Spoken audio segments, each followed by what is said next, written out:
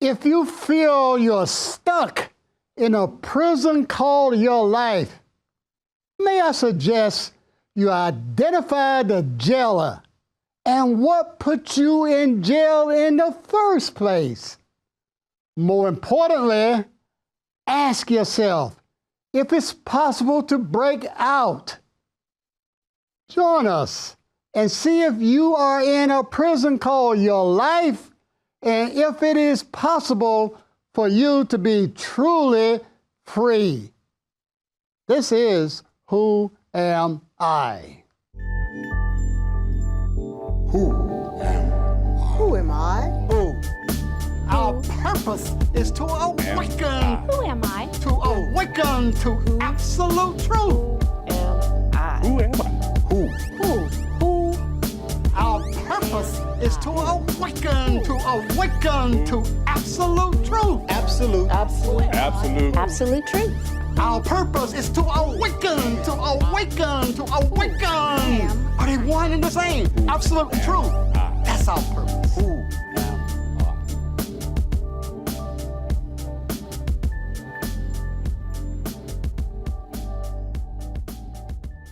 Do you want to break out of jail? You want to be a slave? You want to be in prison? Okay? Well, you are. Okay, I am. You are. You are. We all in prison. You go to a job. All right.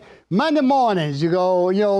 Oh my God, I don't feel like. You're not free because you want to go. Monday, I really wish it was Saturday or something like that. Or you go to the bank and you go, oh my God, I'm overdrawn. Okay, and now you're trapped with these feelings. Okay, you see what we are looking at. It looks like we take this thing called freedom. And what we were getting to in the last show was this thing called freedom really means to be unlimited, to be unbound, to not be restricted, that there's nothing that can restrict you. And actually, what you're looking at, you're asking the most important question. You're asking, what is God? Okay? Now, everybody would say, God is this. A Christian would say God is Jesus or something. Most people say God is a creator or something like that. Okay?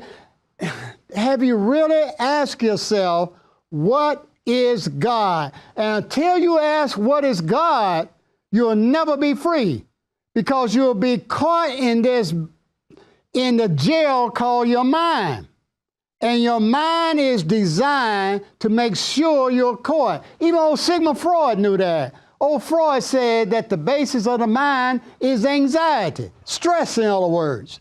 Okay? Now you tell me how you can be free if you're always stressed. Okay? Always feeling anxious, always worried about something. Can you really be free? When you ask what's the source of that imprisonment, it's your mind, Gloria. Well, the question is, can you really be free identifying as a human? Yeah. Can you? No, Why you say that? because a human is restricted, one, by this seeming body, restricted by thoughts. The basic thought is lack. Okay. Right there is a lack of freedom. Okay. Yes. Okay. There's a saying that you probably all heard, the truth shall set you free. No. Knowing the truth. Yeah, it is what is truth, and the truth is beyond thought. The truth is knowing that you are free, that your freedom means unrestricted, no limitation. Then to know that you are. See, every human identifies, as Gloria says, with a thought. And this thought is called, I think I am something. All right? I think I'm a man. I have just committed blasphemy. Or I think I'm a black man. Or I think I'm a psychologist. Or whatever. I have identified with a form that's fixed at a certain location in time and space. And if I'm fixed, how can I be locatable? How can I be free? See, you can't locate God. Where is God? Okay? It's a silly question. Okay? How are you going to locate infinity? Yeah, minute. So then I would ask myself this question. How can I locate awareness? And awareness is unlocatable. Mm-hmm. Then freedom would also be unlocatable. Right. Right? Right. So any thought is a restriction to freedom. Any belief is also a restriction to freedom. Mm-hmm. So with the absence of thought and the absence of beliefs, you can be free. Yes. Right? Yeah. The closest that you and I come to being free, we do it every night, okay, when you are in deep sleep. There ain't no you there who this thought. See, I think I'm standing up here in front of a blackboard talking to the six of you, okay? That's a thought, all right? Now, when I go to sleep tonight and I'm dreaming about Beyonce, okay? Got to get that elevated, okay? That's a thought, okay? But when I go into the deep sleep, that this thought called Alan is not there. And I'm totally free. But you say, how do you know? You're not aware? Okay? I mean, yeah, Alan, because see, I think awareness is a thought. Awareness is not a thought. My thoughts are not your thoughts, it says in the Bible. But humans are premised on a thought, which is a belief, and then we get everything that comes out of that. John. Well, I was just, you hear this thing all the time about, I'm free to be me. Uh-huh. Well, then who is me? Yes. And once I think I'm free to be me, whatever I think me is, then I'm really not free. Right. So, is there such a thing as freedom? Yes. Okay. And you might say, how do I know? Okay. Look, this is why we have in the show, we open with, awaken, right? To absolute truth. What do you know that's absolutely true? Not a thought that, somebody taught you, your mama, your daddy, a preacher, a teacher, or somebody. But what is it that you know that's absolutely true, that's unquestionably so? And that is, I am. Now, this is where you're getting free to be me. I'm already me. All right? And me and freedom are the same. But if I think I am Alan Carter, I got to go to work. I got to drive on the right side of that road. If I'm driving 100 miles an hour, those cops coming, those little blue lights, ain't going to let me be free, okay? They're going to pull me over and all kinds of stuff, okay? So a human is not free, okay? And so when you say free to be me, that's the purpose of this show. Who is this me? Who is this I that is always present? Yeah. Well, don't you have to you have to sort of stay in the human identity realm.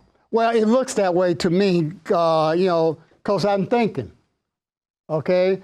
And my thoughts are my own jailer, okay? So, yeah, Alan thinks that, this is year 2018. It ain't. Okay, that's made up, okay? That we are in Georgia, named for the King of England, George, right? Where was Georgia 1,000 years ago? Wasn't no such thing as Georgia, okay? So it's all made up, okay? What was before Big Bang? Now that's a question. And the answer is, I am, okay? I'm always present. I'm beyond time. I'm beyond space, okay? Because I'm always here, but not like a location, all right? And that means like Jesus was going after. Jesus wasn't asking anybody to worship him. If he was, then he would have known that he would set up all this stuff where people are fighting each other in the name of God. Okay, I got the right God. You don't worship Jesus? Well, then you're going to hell. Okay? But, see, that gets caught in the human mind. That's thinking. The human mind that has to have something called here and there opposites, right and wrong, and so forth, okay? See, when you realize that there's nothing called inside or outside, all right? I think you're outside of me, right? And I think you out there, okay? And I'm here and you're there. Now, can God say that? I mean, that's an intelligent question. Can God say, I'm here and you are there? If God, why you say no, Glory? Because God just is. Well, God's infinite. Yes, is infinite, okay? And so if I'm saying that there's a there, then I'm not infinite because I'm always here. Here and there, you know, are opposites. Yeah, John. So that's still then the opposite of all-encompassing, What is? God. Well, yeah, the way we think of, you know, the God that you and I were taught at Lakeside Methodist Church in Huntsville, Alabama. All religions have a God that they say is in heaven. Whatever. Just out there. Yeah, he's out there. He's not here. He's there. Well, if God is there, All around. well, all around what? You as an individual, and So- all around all of us in the universe. Okay, so is God infinite? Is God infinite? Infinite? Yeah. Because he's all around. Okay, He or so she. Yeah, so she is, okay. Yeah, we got to be, you know, PC, right? Yeah, Lydia, I'll get back to that. Lydia, But I was just going to say that God is around all of us is not true because there is only God. There is no all of us for a God to be around. It's just God. That's all there is. Yes. See, But, okay, it's, yeah. so going along with that, is that any different than to say God includes all? Okay, Lydia. Yeah. No, it's just that to say includes all is to say God plus. And there can't be a God plus. It can't include all because God is all already. There can't be a plus. Well, but it's like it's not including all like how we see all. But God, and you even said this on a previous show, that God, and I think it was one of Carol's questions, of infinity includes all, but as an idea, but not as how we see it. Yeah. Again, let's go back when Jesus, because all Jesus was doing is the same thing we're doing. Okay, he wasn't dying for my sins. If he was dying for my sins, then he had a God who judges. Okay, and a God who judges then has something called not himself. All right, and then that means he's limited. And that means he's not free. Okay, but you know when Jesus was looking at this question, you know he was saying, you know, my thoughts are not your thoughts. Okay, so why was he looking at that question? He was realizing there appears to be a human thought, okay, which is a thought about something, like you say, something outside of, all right, as you were saying. And God cannot think about something outside of him, her, John, okay, or it, or whatever, okay, whatever pronoun you want to use, okay. God cannot have anything exterior. There's no such thing as inside or outside of God in the sense that there's a boundary, okay. Infinity cannot be bound, all right? Leonard, you want to say it? Yeah, just to complete your thought, God does not think, period. So to have a thought that we exist would be lacking limitations because that would mean that God is thinking. And since it's impossible for God to think, then this is not really real here. You know, Right. this is like a dream. But how can you wake up from that, like you said, from the beginning of your show, the intro, is just go back to the source, go back to who you really are. And that answer would be the infinite, the freedom that you are is already here. It's not something to go after. Like you said, there's no in and out. It's always present. So there's just nothing but now. There's nothing here to get or to take away from yourself because you're already the all. Yes. Yeah, that's why you got to ask, who am I? All right, and I am that which is, you know, that is all. Carol, you had your hand up. I don't know if I can think on my feet or not. But I want to talk about Satan. Yeah. I tend to think that the human identity and the personal identity is the Satan, which doesn't really exist in truth, but anytime I'm identifying with my human identity, I'm opposing God. And so that to me is Satan. There was never really a tree in the garden to choose from. There was no evil in the garden. I never left home. I'm still there. And a belief that I can be something other than that is a lie, and it's the illusion, it's the dream. Yeah, very well put, Carol.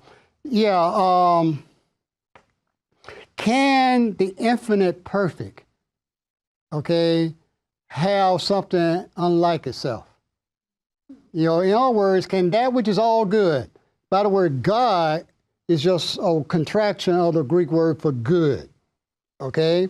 So that which is infinitely good, can it have something opposite called bad or evil? Okay? Now, I guess in the Bible, you know, God created Satan. I think that was his highest angel or something like that, okay? And then I guess Satan, you know, began to think, hey, I can be just as good as God or something like that. That's one of the stories that's told, okay? And then he, you know, took on God and got a bunch of his boys around. They began to fight God or something. It's a story, you know, like Snow White or whatever, okay? But, you know, it's a story. It's a story to justify the human thought system.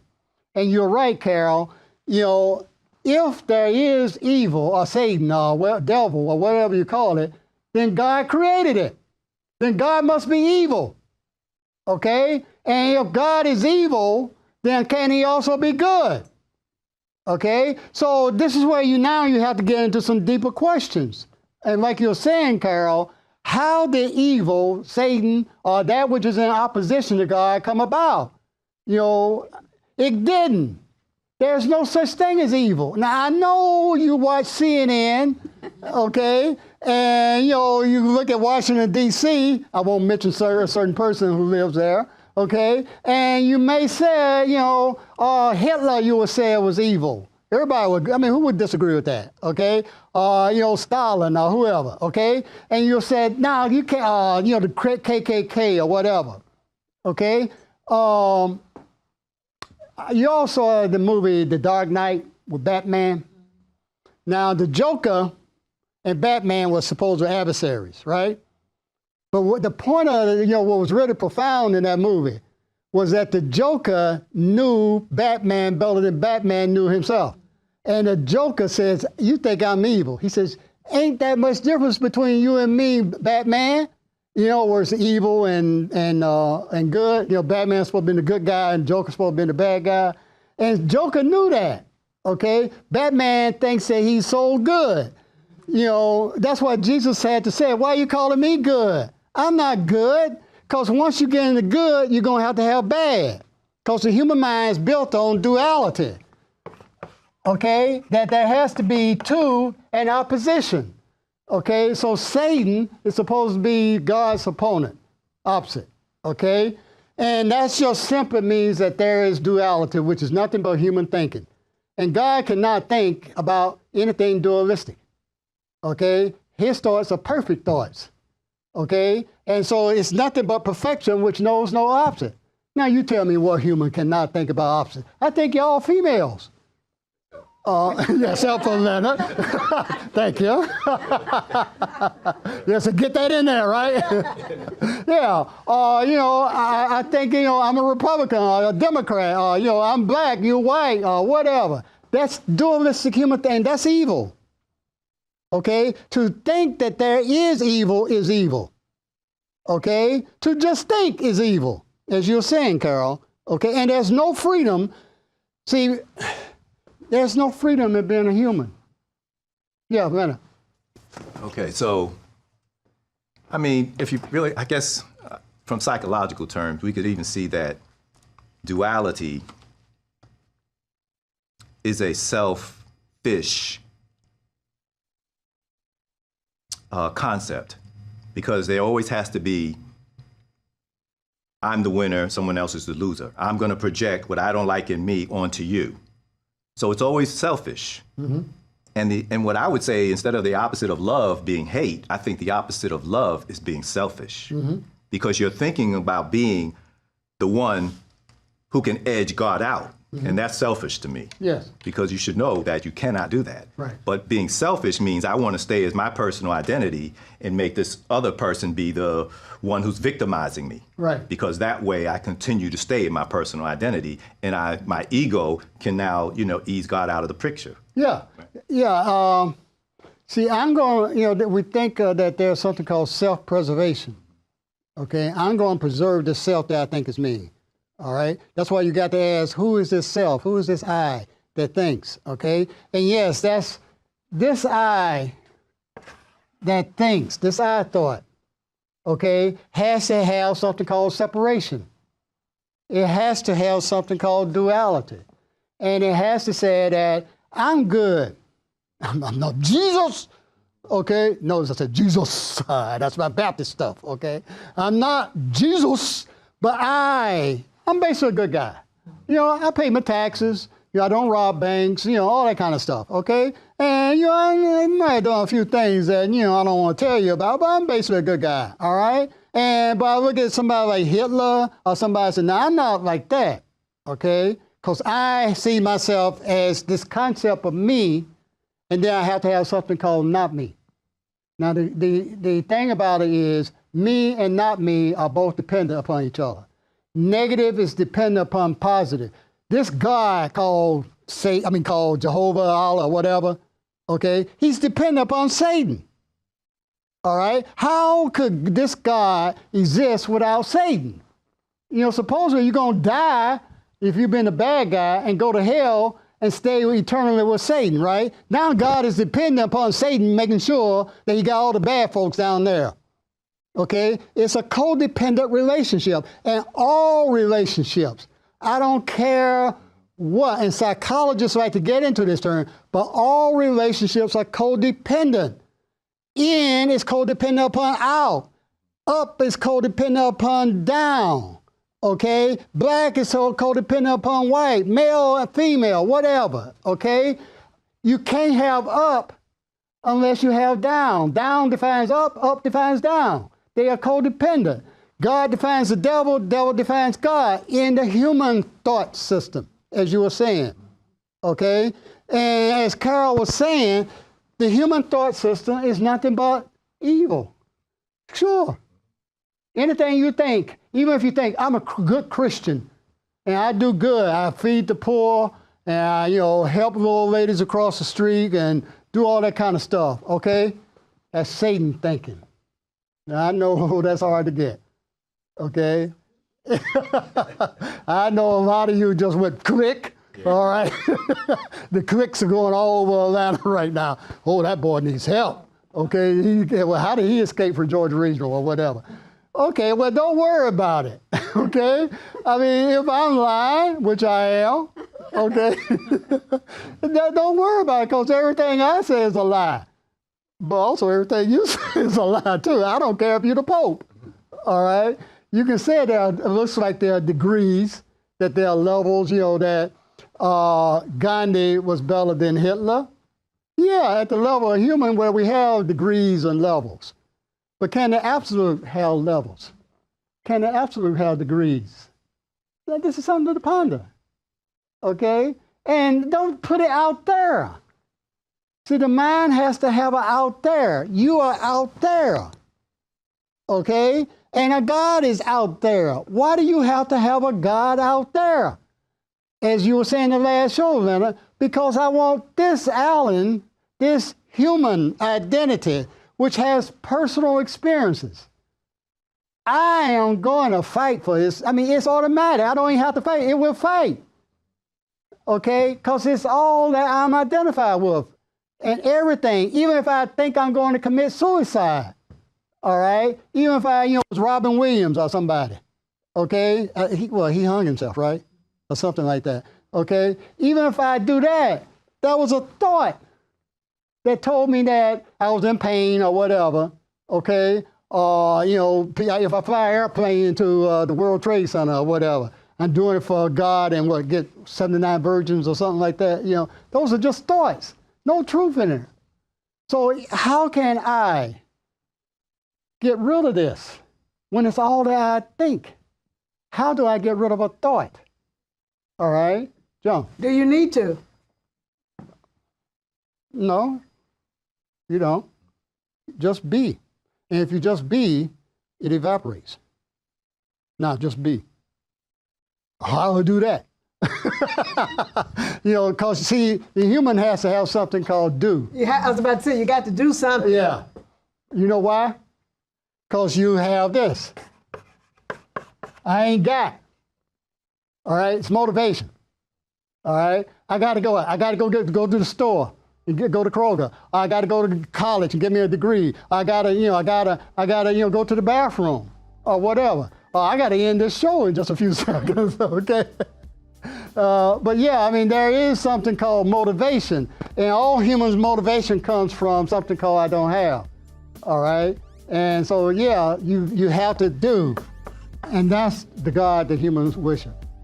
We worship a God called do because we don't want to be. Okay. Well, we don't know how to be. Yeah, but again, the how it is like there's a method. It implies that there's something I got to do in order to be. There's nothing that you have to do to be. You be. You be what? Bored. You be born? Bored. Bored? Well, no. Okay, but we're gonna get into this. I'm gonna have to do this show close right now. So keep going deeper. Don't limit yourself. See how far you can go, and we'll find out what freedom. Don't accept anybody's limitation. Respect yourself, and that's what who's saying that song? Staple Singles. Respect yourself, and don't let anybody tell you to stop. All right, until you know what and who I am. Thank you.